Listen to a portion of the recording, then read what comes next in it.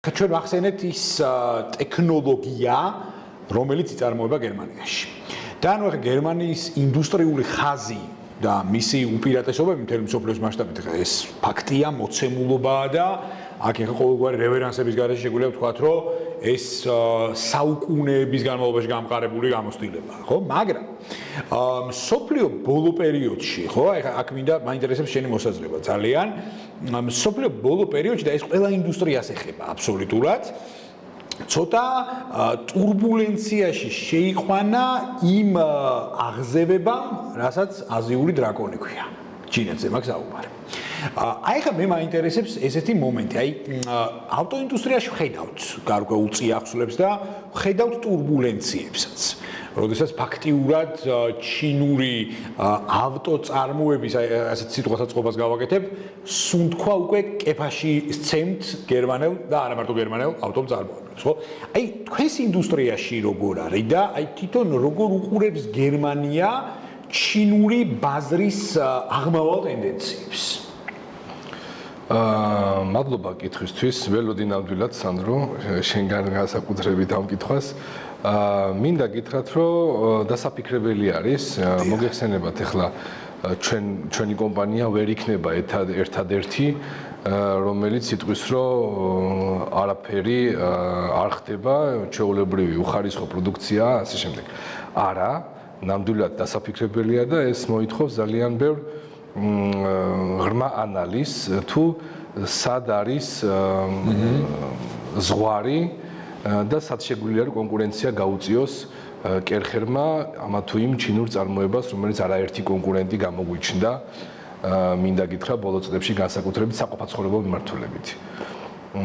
მოგეხსენებათ, ბევრი საყოფაცხოვრებო ტექნიკა და ბევრსაც სასამართლოში ჰქონდა დავა პირდაპირ დაგვაკოპირა ფერში, ფორმაში და ტექნოლოგიებში, ასე რომ ეს ჯერ კიდევ უჭირს ჩინეთს, რომ შექმნას თავისი ინოვაციური დიზაინი, ასე რომ ვთქვათ, რომ არ დააკოპიროს სხვა. მაგრამ ფაქტი არის, რომ მოგვიწია ჩვენ სტრატეგიის შეცვლა ფასის კუთხითაც და მოგეხსენებათ, რომ გერმანიაში წარმოებები ფაქტიურად გადადის სხვა ქვეყნებში, იმიტომ რომ ვერ უმკლავდებით მის თვითღირებულების დაწევას. ანუ გერმანიაში თუ არის წარმოებული ჩვენი ტექნიკა, ეს პირდაპირ ასოცირდება თვითღირებულება არის მაღალი. მაღალი, ну ლოგიკურადაც. ამიტომ ეს მხოლოდ არ განაპირობებს იქიდან გამომდინარე, რომ ჩინეთში არის მაღალი კონკურენცია. არა, ეს ზოგადად მსოფლიოში არის, თვითონ ისე გაძვირდა გერმანიაში წარმოება, რომ უნდათ თუ არ უნდათ, უნდა გახადონ დივერსიფიცირებული, უნდა გავიდნენ სხვა ბაზრებზე. ასე რომ ჩვენ ჩინეთში შევიძინეთ ჰექტრობით მიწა და უმეტესი წარმოება გადადის ჩინეთში, ვიეტნამში. ეხლა რიგაში გადავიტანეთ გერმანიიდან ბიზნესის, პროფესიონალი ბიზნესის ერთი მთლიანი საამქრო, რომელიც აწარმოებს მუნიციპალური ტექნიკას, აწარმოებს დიდ სამრეცხაო პორტალებს და ასე შემდეგ.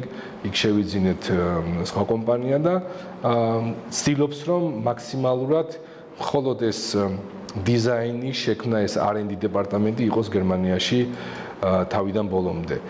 ასე რომ, რაც შეეხება თვითონ ჩინეთის გავლენას, ეს გავლენას ახდენს მსოფლიო ბაზარზე უდაოდ. ვსწავლობთ და ვცდილობთ, რომ მაქსიმალურად კონკურენცია გავუწიოთ და მინდა გითხრათ, რომ არც ისე ცუდად არის საქმე, იმიტომ რომ ჩინეთმა გერმანიისგან შეიძინა 1000 ცალი ავტო პორტალი. ანუ სადაც მანქანა ირიცხება ჯაგრისებიან პორტალში. წარმოიდგინეთ, ახლა პირდაპირ პასუხი არის იმაზე, რომ ჩინურ წარმოებას არენდო ამ მიმართულებით, ამ მიმართულებაზე მაქვს საუბარი საყოფაცხოვრებოზე არა, რა თქმა უნდა, და გერმანიიდან შეიძინა 4 წლის განმავლობაში უნდა მივაწოდოთ ამდენი რაოდენობა ავტოპორტალები. რაც იმას ნიშნავს, რომ კერხერი თავის სათქმელს ამბობს მსოფლიო ბაზარზე, თუმცა ზედმიწევლით სწავლობს კონკურენტებსაც თუ სად არიან ძლიერები, რით არიან ძლიერები და რა ნოუ-ჰაუ აქვთ მათ. ეს ლოგიკურიც არის და ეგ ძალიან საგულისხმოა, რაც ახსენეთ, თუნდაც იგივე ჩინეთთან მიმართებაში, ხო, იგივე შეძენა ინდუსტრიებისთვის მიწების დივერსიფიცირებად ზოგადად. იცი რა მაინტერესებს? აქ ბევრი რამე ჩვენც სასწაული გვაქვს. აი პროტექციონიზმი ევროპულად თუ არ ვიტყვი, გერმანულად უფრო, იმიტომ რომ გერმანელებს პროტექციონიზმის ძალიან ესეთი ძელვადიანი ფილოსოფია აქვთ, ხო? და პროტექციონი, აი როცა ვახსენებ ხოლმე სიტყვა პროტექციონიზმს, აი რატომღაც ყველას აქვს აი რაღაცა მომენტალურად ნეგატიური ღილაკი ერთვებათ, რომ აი როგორ არ შეიძლება გერმანიას და ევროპას ამერიკის შეერთებულ შტატებსაც, მათ შორის ახლა პროტექციონისტული კულტურა სისხლში აქვთ გამჯდარი, იმიტომ რომ ისინი უპირველეს ყოვლისა წინარე პლანზე აღენებენ საკუთარ კომპანიებს, ხო?